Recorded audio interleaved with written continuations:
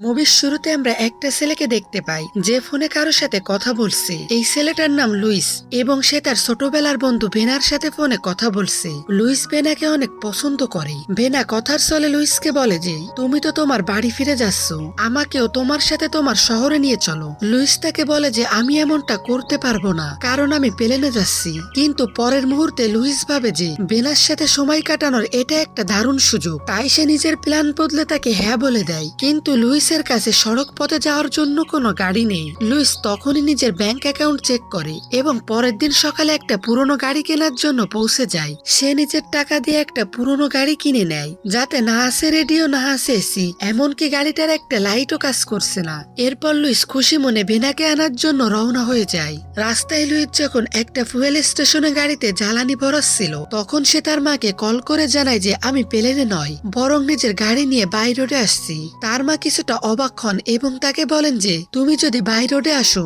তবে আসার পথে রাস্তা থেকে তোমার ভাই ফুলারকেও সাথে নিয়ে এসো। সে এইমাত্র জেল থেকে ছাড়া পেয়েছে।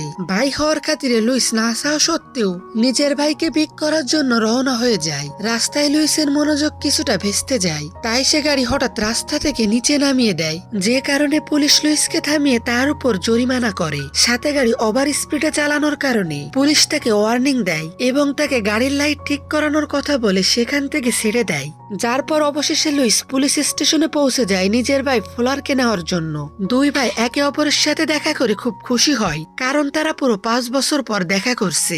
রাস্তায় লুইস ফুলারকে জানায় যে আমাদের ভেনাকে পিক করতে যেতে হবে। যদিও লুইস তার ভাইকে সাথে নিতে চাচ্ছিল না, তবুও সে খুব ভারী মনে তাকে হ্যাঁ বলে দেয়। সে ভেনার সাথে একান্তে সময় কাটাতে চায়। ফুলার লুইসকে খেপায় যে ভেনা তোমাকে শুধু একবার আসার জন্য বলল, আর তুমি বানরের মতো তার ইশারায় নাচতে লাগলে। সে শুধু তোমাকে ব্যবহার করছে, যে কারণে লুইসের খুব রাগ হয় এবং সে দ্রুত গাড়ি রাস্তার নিচে নামিয়ে থামিয়ে দেয়। সে ফুলারকে হুমকি দেয় যে আর যেন ভুল করেও এমন কথা না বলে। এরপর আবার তারা সফর শুরু করে। ফুলার গাড়িতে একটা রেডিও লাগায়। এই রেডিওর সাহায্যে হাইওয়ের সমস্ত ট্রাক এবং কার ড্রাইভাররা পরস্পরের সাথে কথা বলতে পারে। রেডিওর সাহায্যে ফুলারের বেশ ভালো টাইম পাস হচ্ছিল। সে আশেপাশের গাড়িওয়ালাদের সাথে এই রেডিওর সাহায্যে কথা বলছিল।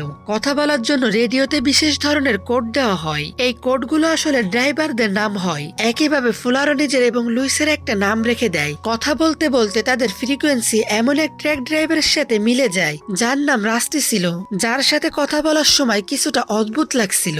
রাস্টি বলে যে বৃষ্টির আবহাওয়া বড় অদ্ভুত হয়, অনেকের বৃষ্টি পছন্দ হয় আবার অনেকের হয় না। তখনই ফুলারের মাথায় একটা দুষ্টু বুদ্ধি আসে। সে লুইসকে বলে যে তুমি এই ড্রাইভারের সাথে মেয়ের গলায় কথা বলো, আমরা একে বোকা বানাই। শুরুতে লুইস মানা করে দেয়, কিন্তু ফুলারের জেদ করার কারণে সে রাজি হয়ে যায়। সে ওই ড্রাইভারের সাথে মেয়ের গলায় আওয়াজ বের করে কথা বলতে শুরু করে। ট্রাক ড্রাইভারও তাকে সত্যি সত্যি মেয়ে ভেবে তার সাথে বন্ধুত্ব করে নেয়। কথা বলতে বলতে হঠাৎ রেডিওর নেটওয়ার্ক কেটে যায়। এই ঘটনায় তার ভাই খুব উদাস হয়। সে চেয়েছিল যে আমরা এর সাথে কথা বলতে থাকতাম এবং শেষে একে জানাতাম যে আমরা মেয়ে নই, তাহলে খুব মজা হতো। রাত খুব বেশি হওয়ার কারণে দুই ভাই একটা হোটেলে রুম নেওয়ার কথা ভাবে। ফুলার যখন কাউন্টারে যায় তখন সে দেখে যে এক ধনী লোক কাউন্টারে দাঁড়িয়ে ম্যানেজারের সাথে ঝগড়া করছে। সে ওই ধনী লোকটিকে বোঝানোর চেষ্টা করে, কিন্তু ওই ধনী লোক ফুলারকে কথা শুনিয়ে দেয় এবং সেখান থেকে চলে যায়। যখন লুইস গাড়িতে একা ছিল তখন রেডিওতে আবার নড়াচড়া শুরু হয়। তখন ফুলারও গাড়িতে ফিরে আসে। রেডিওতে ওই একই লোক আছে যে আগে এদের সাথে কথা বলছিল। রাস্টি এদের পিছু নিতে শুরু করেছে, কারণ তার মনে হচ্ছে যে গাড়িতে সত্যিই কোনো মেয়ে আছে। এজন্য ফুলার আরো একটা প্ল্যান বানায়। সে লুইসকে বলে যে তাকে বলো এই হোটেলে চলে আসতে এবং রুম নম্বর 17-তে একটা মদের বোতল নিয়ে আসতে। রুম নম্বর 17-তে ওই ধনী লোকটাই রয়েছে যে কিছুক্ষণ আগে হোটেল স্টাফদের সাথে ঝগড়া করছিল। এখন দুই ভাই নিজের রুমে আরামসে বসে ওই লোকের আসার অপেক্ষা করতে থাকে। ঠিক 12টা বাজার সাথে সাথে হোটেলের সামনে একটা ট্রাক থামে। দুই ভাই জানালা দিয়ে দেখে এবং বুঝে যায় যে রাস্তি সত্যি সত্যি এসে গেছে। এখন দুজনেই খুব বেশি এক্সাইটেড হয়ে যায়। দুই ভাই রুম নম্বর 17-তে নিজেদের কান লাগিয়ে তাদের কথাবার্তা শোনার চেষ্টা করতে থাকে। থাকে। কথাবার্তা শুনে জানা যায় যে ধনী লোকটি ড্রাইভারকে বকাঝকা করছে, কিন্তু তখনই হঠাৎ অদ্ভুত আওয়াজ আসা শুরু হয়, যেন কেউ কারো গলা টিপে ধরেছে। এই ঘটনায় ঘাবড়ে গিয়ে লুইস হোটেলের স্টাফকে কল করে এবং রুম নম্বর 17-তে ঝগড়া হওয়ার কথা জানায়। ওয়ার্কার কর্মীরা হোটেল 17-তে কল করে জিজ্ঞেস করলে তাকে জানানো হয় যে এখানে সব ঠিক আছে। ওয়ার্কারও দুই ভাইকে কল করে জানায় যে ওখানে কোনো গড়বড় নেই। দুই ভাই কিছুটা চিন্তিত হয়ে অবশেষে ঘুমিয়ে পড়ে। রাতে রাস্টির ট্রাকও সেখান থেকে চলে যায়। পরের দিন সকালে রুম নম্বর 17-তে পুলিশ আসে এবং এই দুই ভাইয়ের থেকেও জিজ্ঞাসাবাদ করে। পুলিশ জানায় যে ওই ধনী লোকটির শরীর রাস্তার ধারে খুব খারাপ অবস্থায় পাওয়া গেছে। এটা শুনে দুই ভাই খুব বেশি অবাক হয়ে যায়। তাদের দুজনের মনে হয়েছিল যে ওই ধনী লোকটা ট্রাক ড্রাইভারকে পিটিয়েছে, কিন্তু এখানে তো একদম উল্টো হয়ে গেল। পুলিশ এদের দুজনকে হসপিটালে নিয়ে যায়, যেখানে ওই ধনী লোকটা ভর্তি ছিল। রাস্টি ওই ধনী লোকটার উপরের ঠোঁট এবং নিচের চল কেটে দিয়েছে। এই সবকিছু দেখতে সত্যিই খুব ভয়ানক ছিল। দুই ভাই জানতো না যে তাদের মজা এতটা বিপজ্জনক প্রমাণিত হবে। ঘাবড়ে গিয়ে লুইস পুলিশের কাছে সবকিছু সত্যি সত্যি বলে দেয়। পুলিশ সত্যটা শোনার পর এদের দুজনকে বকা দেয় এবং জানায় যে আমাদের কাছে আগে থেকেই এই সবকিছুর ব্যাপারে অনেক পেন্ডিং কেস পড়ে রয়েছে। সবচেয়ে বেশি অবাক করার মতো বিষয় যে পুলিশ ওই ট্রাক ড্রাইভারের ব্যাপারে কিছুই জানে না। দুই ভাইও তার ব্যাপারে কিছুই জানে না, তাই পুলিশ এদের ছেড়ে দেয়। লুইস রাস্তায় যখন বোর হয় তখন সে একটু রেডিওটা নাড়াচাড়া করে। আবারও তারা রাস্টি নামের লোকটিকেই পায়, যে ওই ধনী লোকটার এই অবস্থা করেছিল। রাস্টি এখনো ওই মেয়েটাকে খুঁজছে যার সাথে সে কথা বলেছিল। অন্যদিকে লুইসের ভাই তার সাথে কথা বলে বোঝাচ্ছে। ফুলার বলে যে ওই মেয়ে তোমাকে পছন্দ করে না, তুমি খুব বেকার। কিন্তু তখনই লুইস তার ভাইয়ের হাতটা থেকে মাইকটা কেড়ে নেয় এবং ওই লোককে জানায় যে এখানে কোনো মেয়ে নেই, আমি তোমার সাথে মেয়ের গলায় কথা বলছিলাম। সত্যিটা জেনে রাস্টির খুব বেশি রাগ হয় এবং সে লুইসকে ক্ষমা চাওয়ার জন্য বলে, কিন্তু ফুলার মাঝখানে লুইসের হাত থেকে মাইক কেড়ে নিয়ে রাস্টিকে নোংরা নোংরা গালিগালাজ করতে থাকে। এই কারণে ব্যাপারটা আরো বেশি বিগড়ে যায়। ফুলার অনবরত গালি দিয়ে যাচ্ছে। তখনই রাস্টি একটা কথা বলে যেটাতে লুইস এবং ফুলার দুজনেরই মুখ বন্ধ হয়ে যায়। রাস্টি জানায় যে তোমার নিজের গাড়ির লাইট ঠিক করিয়ে নেওয়া উচিত। এর মানে রাস্টি এই দুজনের গাড়ি খুব লম্বা সময় ধরে পিছু করছে। দুজনেই খুব বেশি ভয় পেয়ে যায় এবং গাড়ি খুব দ্রুত গতিতে ছুটাতে শুরু করে, কিন্তু তাদের কপাল এতটাই খারাপ যে গাড়ির ফুয়েল শেষ হতে যায়। তখনই লুইস বাইপাস রোডে নিজের গাড়ি নিয়ে যায়। এরপর তারা পেট্রোল পাম্পও পেয়ে যায়, যেখান থেকে তারা নিজেদের গাড়িতে ফুয়েল ভরে নেয়। সেখানে লুইস ফুলারকে গাড়িতে ফুয়েল ভরার জন্য বলে এবং নিজে পুলিশকে কল করার জন্য ফোন বুথে যায়। তখনই পেট্রোল পাম্পে একটা বরফের ট্রাক এসে থামে। সেখান থেকে একটা লোক নিজের হাতে বেসবল ব্যাট নিয়ে বাইরে আসে। ফুলারের মনে হয় যে এটাই রাস্টি, তাই সে ইশারা করে লুইসকে জানিয়ে দেয়। লুইস পুলিশের সাথে কথা না বলে নিজের কার্ড কাউন্টারে রাখে এবং সে বিল মিটিয়ে বাইরে চলে আসে। দুই ভাই গাড়িতে বসে এবং সেখান থেকে যত তাড়াতাড়ি সম্ভব বেরিয়ে যায়। এরা ভয়ের চোটে এমন একটা শুনশান রাস্তায় পৌঁছে যায় যা অন্ধকারে গিয়ে শেষ হয়ে যায়। কিন্তু এই বরফের ট্রাক এদের পিছু করতে করতে সেখানেও চলে আসে। ট্রাকের লোকটা এদের গাড়ির কাছে এসে এদেরকে নিজের কাঠ ফিরিয়ে দেয়, যা লুইস কাউন্টারে ফেলে এসেছিল, যা থেকে তারা বুঝতে পারে ওই ট্রাক ড্রাইভার রাস্টি নয়। এটা জেনে দুই ভাইয়ের দরফড়ানি কমে জানে প্রাণ আসে। কিন্তু তখনই বরফের ট্রাককে দুই ভাগ করে একটা ট্রাক বের হয়। এইবার সত্যি সত্যি রাস্টি এদের পিছু করতে করতে সেখানে চলে আসে। এই দুই ভাই গাড়িতে বসে এবং এখান থেকে পালানোর চেষ্টা করে। পালাতে পালাতে এদের গাড়ি এমন একটা গাছের সামনে গিয়ে ফেসে যায়।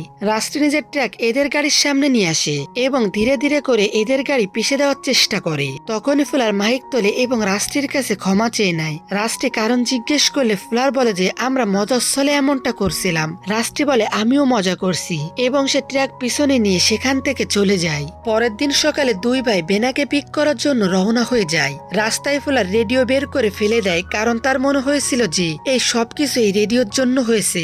দুই ভাই বেনাকে দেখা মাত্রই সবকিছু ভুলে যায়। তখনই এদের কাছে ভ্যানার বান্ধবী শাল্ট আসে এবং তাদের সাথে একটু কথা বলে, তারপর সেখান থেকে চলে যায়। এরপর তিনজন সফরের জন্য রওনা হয়। রাস্তায় ফুলার ঘুমিয়ে পড়ে, তাই ভেনা এবং লুইস কাছাকাছি আসতে শুরু করে, কিন্তু তখনই ফুলার জেগে যায় এবং তাদের কথা বলতে দেয় না। রাতে এই তিনজন টাইম পাস করার জন্য একটা বারে যায়। যায়। সেখানে কিছু বখাটে লোক ভেনাকে উত্ত্যক্ত করতে থাকে। ব্যাপারটা বিগড়ে যেতে দেখে ফুলার ভেনাকে বার থেকে বাইরে নিয়ে যায় এবং তাকে রুম পর্যন্ত ছাড়তে যায়, যেখানে ফুলার এবং ভেনা কাছাকাছি আসতে শুরু করে। তখনই লুইস চলে আসে এবং দুই ভাই ভেনাকে ছেড়ে নিজের রুমে গিয়ে ঘুমিয়ে পড়ে। লুইসের ঘুমানোর পর ফুলার মদের বোতল নিয়ে ভেনার রুমে যায়। দুজনে মিলে মদ খায়। তখন লুইসের কাছে রাস্টির কল আসে। সে বলে যে তুমি বলেছিলে তোমার কাছে মেয়ে নেই, কিন্তু তোমার ভাই পাশের রুমে কার সাথে মদ খাচ্ছে। এতটুকু শুনে লুইসের হার্টবিট বেড়ে যায় এবং সোজা ভেনার রুমে যায়। ওদের দুজনকে একসাথে দেখে লুইস কিছুটা অবাক তো হয়, কিন্তু তার থেকে বেশি সে রাস্টির কথাই অবাক হয় যে সে কিভাবে ভেনার ব্যাপারে জানতে পারলো। এই তিনজন রাতেই এখান থেকে কারে বসে বেরিয়ে পড়ে। রাস্তায় সাইনবোর্ডে রাস্টে একটা মেসেজ লিখেছিল যাতে সে তাদের নিজের গাড়ির বক্স চেক করতে বলে। তারা তাই করে এবং সেখানে তারা সেই রেডিওটি দেখতে পায় যা ফুলার রাস্তায় ফেলে দিয়েছিল। এর মানে রাস্টি এখনো এদের পিছু করছে। এখন এরা এই রেডিওটা ঠিক করে রাস্টির সাথে কথা বলে। যখন রাস্টি কথা বলছিল তখন তার পেছনে কোনো মেয়ের কান্নার আওয়াজ আসছিল। ওই আওয়াজটা ভেনা চিনে ফেলে। আওয়াজটা আর কারো নয় বরং শাল্টেরই। এখন এদের শাল্টকে বাঁচানোর জন্য রাস্টির কথা মানতেই হবে। এখন রাস্টি দুই ভাইকে একটা রেস্টুরেন্টে নিজেদের সমস্ত জামা কাপড় খুলে যাওয়ার জন্য বলে। তারা তাই করে। সেখানে গিয়ে দুই ভাই খুব অপমানিত হয়। এই সবকিছু রাস্টি নিজের অপমানের বদলা নেওয়ার জন্য করছে। রাস্টি ভেনাকে জানায় যে আমার সাথে ঠিক করনি তোমরা, এখন আমি এই সবকিছুর বদলা নিয়ে ছাড়বো। রাস্টি এই তিনজনকে একটা খেতে ডাকে। সেখানে সে এদের বলে যে নিজের গাড়ি থেকে বাইরে বেরিয়ে এসো। বাইরে বের হলে রাস্টি নিজের ট্র্যাক নিয়ে এদের তিনজনকে পিষে দেওয়ার চেষ্টা করে, কিন্তু এই দুইজন সাইডে লাফিয়ে পড়ে এবং একে অপরের থেকে আলাদা হয়ে যায়। অবশেষে রাস্টি নিজের ট্র্যাক থেকে বাইরে আসে এবং আমরা প্রথমবার এখানে রাস্টিকে দেখার সুযোগ পাই। রাস্টি ভেনাকে কিডন্যাপ করে নিজের সাথে ট্র্যাকে তুলে সেখান থেকে চলে যায়। যাওয়ার আগে গাড়িতে রাস্টি আগুন লাগিয়ে যায় এবং রাস্টি রেডিওর মাধ্যমে জানায় যে একটা হোটেলের রুম নম্বর 17-তে একটা মদের বোতল নিয়ে এসো। লুইস বোতলটা তুলে গাড়ি থেকে দূরে আসে। তখনই এই গাড়িটা ফেটে যায়। এখন এরা দুজন একটা নতুন গাড়ির ব্যবস্থা করার জন্য বেরিয়ে পড়ে। তারা একটা পুরনো ট্রাক পেয়ে যায়। মাঝরাতে দুই ভাই শহরের প্রতিটা হোটেলের রুম নম্বর 17 চেক করে, কারণ রাস্টি এদের হোটেলের নাম বলেনি। এদিকে রাস্টি ভেনাকে একটা চেয়ারে বসিয়ে তাকে বেঁধে টেপের সাহায্যে তার মুখ বন্ধ করে দেয়। সে বন্দুকের মুখ ভেনার দিকে করে তার ট্রাকের সাথে একটা দড়ি দরজার সাথে বেঁধে দেয়। যখনই দরজা খুলবে ভেনার মাথা বন্দুকের গুলিতে উড়ে যাবে। রাষ্ট্রীয় পুলিশকে ফোন করে জানিয়ে দেয় যে এখানে 3টে লাশ আছে। কিছুক্ষণের মধ্যে ওই দুই ভাই এখানে পৌঁছে যায় এবং রুম নম্বর 17 খুলে ভেতরে যায়। ভেতরে গিয়ে তারা দেখে যে এই রুম একদমই খালি। এতে দুজনেই খুব চিন্তিত হয়ে পড়ে। তখনই সেখানে রাখা ফোনে রাস্টি কল করে। লুইস যখন রাস্টির সাথে কথা বলছিল তখন সে বুঝতে পেরে যায় যে রাস্টি পাশের রুমে আছে। তাই সে ফুলারকে পাশের রুমটা চেক করার জন্য পাঠায়। যখন ফুলার পেছন থেকে রুমে প্রবেশ করছিল তখন ভুলবশত তার থেকে আওয়াজ হয়ে যায় এবং রাস্টি ফুলারের উপর হামলা করে। চিৎকার করার আওয়াজ শুনে লুইস রুমের দরজা খুলতে যাচ্ছিল। তখনই ফুলার নিজেকে ছাড়িয়ে নেয় এবং লুইসকে দরজা খুলতে বারণ করে দেয়। এদিকে ফুলারের পায়ে একটা পেরেক ঢুকে যায়। সে ওটা বের করতে যাচ্ছিল, কিন্তু রাস্টি তার উপর নিজের পা রেখে ওটা আবার ভেতরে ঢুকিয়ে দেয়। লুইস নিজের ভাইয়ের আওয়াজ শুনে ভেতরে আসে তো দেখে রাস্টি তাকে দেওয়ালে ঝুলিয়ে দিয়েছে। লুইস তাকে বের করার চেষ্টা করে কিন্তু বের করতে পারে না। তখনই এখানে পুলিশও চলে আসে। পুলিশ সবার আগে হোটেলের ম্যানেজারের লাশ পায়, যে কারণে এখন তারা প্রতিটা রুম চেক করতে থাকে। লুইসও নিজের ভাইকে ছাড়িয়ে নেয়। পুলিশ যখন ভেনার গেট খুলতে যাচ্ছিল লুইস সঠিক সময়ে এসে তাকে বন্দুকের সামনে থেকে সরিয়ে নেয়। পুলিশ বন্দুকের আওয়াজ শুনে লুইসকে ক্রিমিনাল ভেবে বসে। ফুলার দেখে যে রাস্টি নিজের ট্র্যাকের সাথে তাদের দিকে আসছে। পুলিশ ট্র্যাকের উপর গুলি চালানো শুরু করে দেয়, কিন্তু সে থামে না। লুইস ফুলারকে নিয়ে সাইডে লাফিয়ে পড়ে এবং ট্র্যাক রুমের ভেতরে ঢুকে যায়। পুলিশ ট্র্যাকের ভিতর দেখে এবং তারা ড্রাইভারের লাশ পায়, কিন্তু ভেনার বান্ধবী শার্ট অক্ষত অবস্থায় ছিল। পুলিশ তাদের জানায় যে ড্রাইভার বরফের কোম্পানিতে কাজ করে। এটা শুনে দুই ভাই চমকে যায়, কারণ গাড়িতে রাস্টি নেই। তখনই রেডিওতে রাস্টি বলে গাড়িতে সে বরফের ট্রাক ড্রাইভারকে বসিয়েছিল, যার ট্রাক সে সেদিন রাতে দুই ভাগে ভাগ করে দিয়েছিল। রাস্টি আরো বলে আমি তোমাদের পিছু করতেই থাকবো, এত সহজে তোমাদের ছাড়বো না। আর এখানে এই মুভির প্রথম পার্ট শেষ হয়। তো বন্ধুরা, আপনারা এমন সিচুয়েশনে ফেসে গেলে কি করতেন এবং যদি এর পরবর্তী পার্ট দেখতে চান কমেন্টে জানান।